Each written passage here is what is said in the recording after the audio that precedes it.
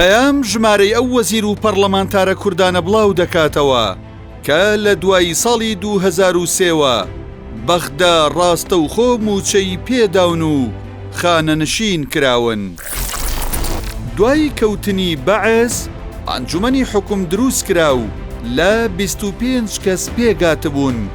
لەو ژمارەیەش پێنجیان کورد بوون کە پێگاتبوون لە جەلال تاڵەبانی، مەسعود بارزانی، مەحموود عوسمان، مامۆستا سەلاحەدین محەممەد بەهادین، دارە نورەدین. هەروەها لە سەردەمی ئەنجومەنی حکومەوە کورد لە نۆ کابینەی حکوومەتی عێراق بە 44 وەزیر بەشدار بووە.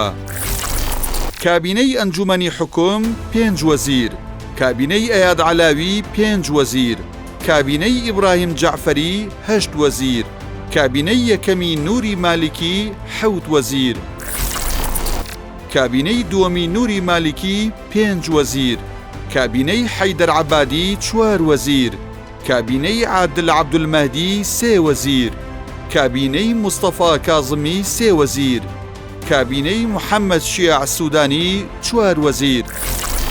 ئەمە جگەلەوەی 4 کەس لە پێگاتەی کورد پۆستی سەرۆک کۆماریان وەرگرتووە، لەوانە جەلال تاڵەبانی، دکتۆر فواد مەعسووم، دکتۆر بەرەم ئەحمەد ساڵح، هەروەها لەتیف ڕەشید. لە هەمان کاتیشدا کورد 4 جار جێگری سەرۆک وەزیرانی عێراقی لابووە، لەگەڵ سەدان بریکاری وەزیر، ڕاوێژکار، بەڕێوەبەری گشتی، باڵوێز، لەشکرێک پاسەوان، لیواکانی سەرۆک کۆمار و ئەو هێزەی بینایی پەرلەمانی عێراق دەپارێزن. 370 پەرلەمانتاری کورد ڕاستەوخۆ بەغدا موچەی پێداون. لە ماوەی 20 ساڵی ڕابردوودا لایەنە کوردیەکان بەشداری کۆمەڵی نیشتیمانی عێراق و 5 خولی پەرلەمانی عێراقیان کردووە و نزیکەی 320 پەرلەمانتاریان ناردۆتە بەغدا و ڕاستەوخۆ موچەیان وەرگرتووە.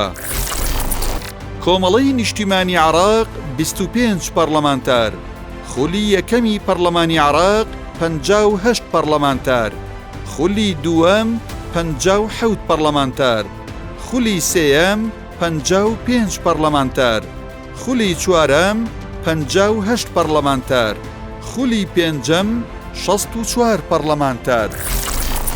فەرمانگە فیدراڵیەکان لەلایەن بەغداوە موچەیان پێدەدرێت.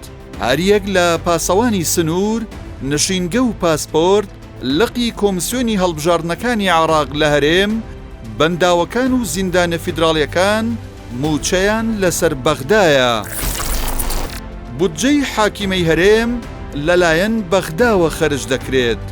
خەرجی حاکیمە کە پێک دێت لە بەشەخۆراکی مانگانە، دەرمان، گەنمی جوتیاران، کێشەی مڵکدارێتی، ڕاستەوخۆ لەلایەن بەغداوە بە شێوەی عەینی دەنێردرێت.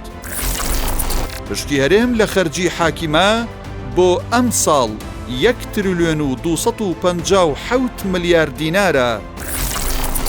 بودجەی پەرەپێدانی پارێزگاکانی هەرێم ڕاستەوخۆ خەرج کراوە. تا پێش ساڵی 2014 بودجەی پەرەپێدانی پارێزگاکان ڕاستەوخۆ لەلایەن بەغداوە بۆ پارێزگاکانی هەرێم خەرج کراوە، بەڵام دوای فرۆشتنی نەوت ڕاگیرە.